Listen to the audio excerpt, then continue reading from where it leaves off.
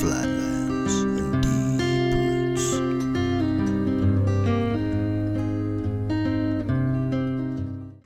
Mike Bolin, and welcome to the next edition of the Flatlanders Show. In today's episode, we head out to Wolfforth, Texas to visit Hale Meats. Hale Meats is a butcher shop that's owned by Terry Hale and Brandon Hale, their brothers, and Terry's son, Austin Hale, also works out there. It's interesting to note that Hale Meats is a fifth-generation company here on the High Plains, and they've been doing business since 1947, and they really are a cool shop. They custom cut meats. Some of the steaks I saw in there were some of the best steaks I think I've ever seen, so we get to have a look at that. Also, they have a beef jerky operation as well, and they make some of the best beef jerky in Texas. So we get to take a look at that as well. And remember to like and subscribe to this episode, and also leave a comment. If you do, you'll be eligible for our giveaway of the coin bracelet that I made in an earlier episode. So for right now, let's head on down to the butcher shop and see what's going on. And your name is? I'm Terry Hale with Hale Meats. We've been going since 1949 in Lubbock area. My great granddad started at 26th in Boston, and we've moved from there. So I'm fourth generation, and fifth generation is in there working now. That's your son over there? That's my son. How many, do you have more than one kid working up here? No, just one working here. And you said today you were also having some kids in from a school to watch? Yes, we have an out-of-town school district that's in town for meat judging, and they stop by and watch us, and my son helps them with meat judging and stuff. So you do a lot of work with the schools? Yes, we try to do as much work with high schools and any schools, period. What are we going to be looking at today sort of in here? Just we're doing some custom processing today for some local ranchers. So you'll be just watching my guys do that.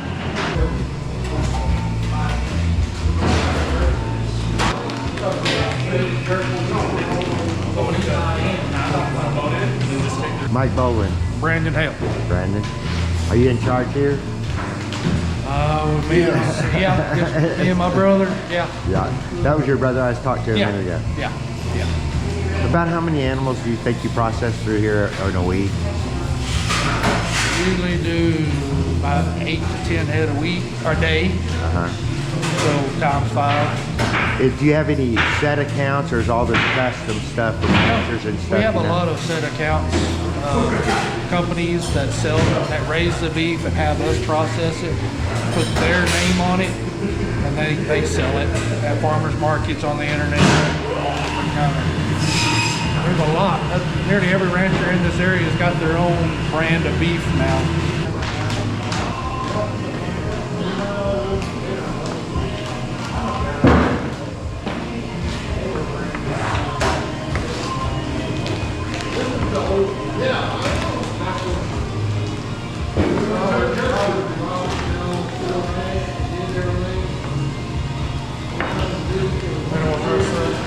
Are those ribeyes or New York strips? These are New York strips. New York strips. Those are sure good looking New York strips. Yeah, they're not bad.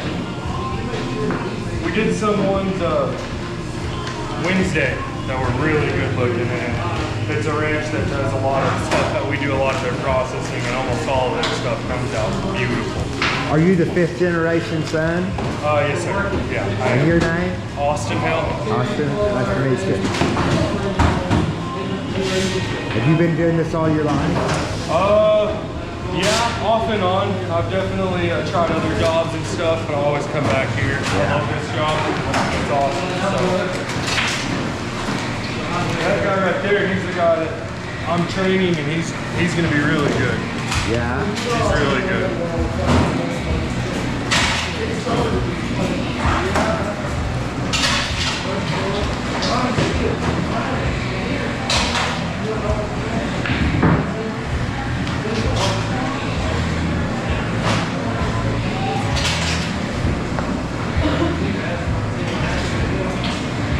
And all this stuff that I see y'all throwing over here, where does it end up? So that goes into our barrels, which is just trash basically. Yeah. So a lot of the stuff that we're throwing over is going to be bones, unless they're good bones. So we keep femur bones, arm and leg bones, because those will sell. We sell them. So a lot of the times the customers want them back, dog bones, soup bones, everything like that. You know, there's a new thing going around with bone broth and stuff, so those will make really good bone broth. The other bones, they'll just get kind of thrown away. Then we have a company that comes and picks it up, and they grind it up. And So when you say thrown away, though, it all just goes through another process. Yes, to sir. the very Yes, end. sir. Everything's used. yes, sir. Everything is used. Anything that says animal byproduct is where this stuff comes from. So you have like gelatin in the back of the days used to use bones and stuff. They used to grind it up. Nowadays they don't do that anymore. Makeup, chapstick, everything like that, that all has that stuff in it. A lot of people don't want to hear that, but it's the truth.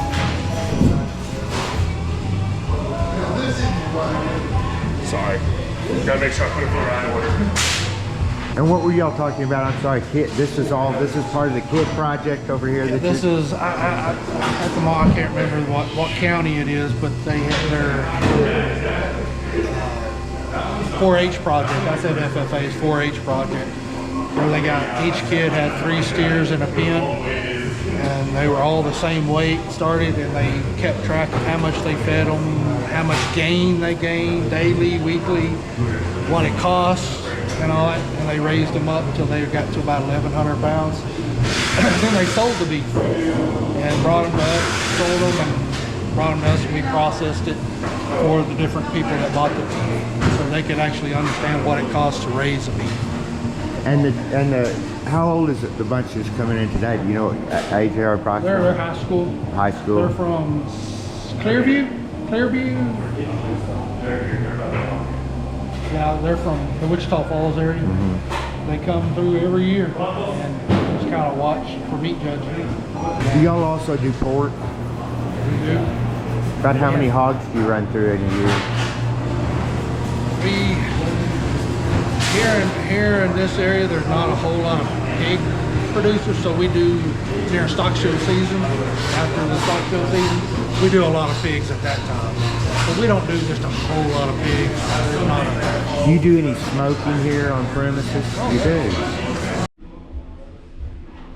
And this map represents everywhere that Hale Meats sells their meat, and they also sell beef jerky as well.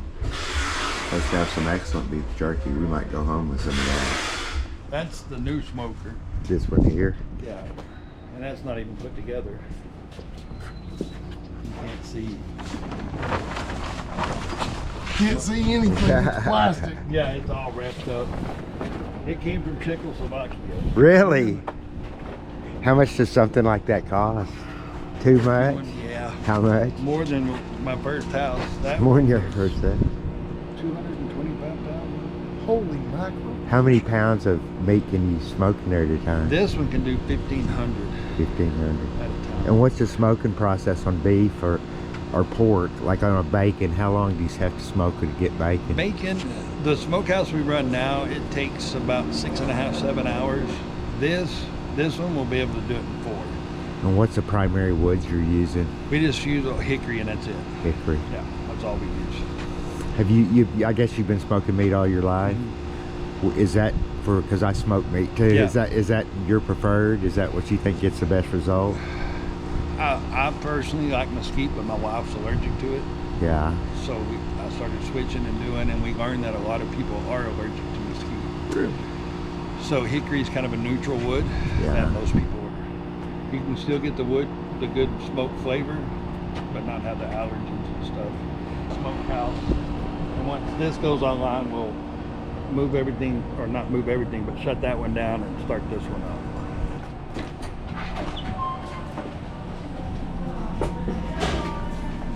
This is our current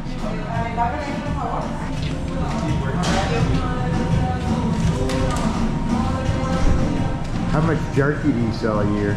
A year, that's hard to do because it's stepping up every day, gets more and more and more. We run about 1,000 pounds a week right now of raw, is what we're averaging right now.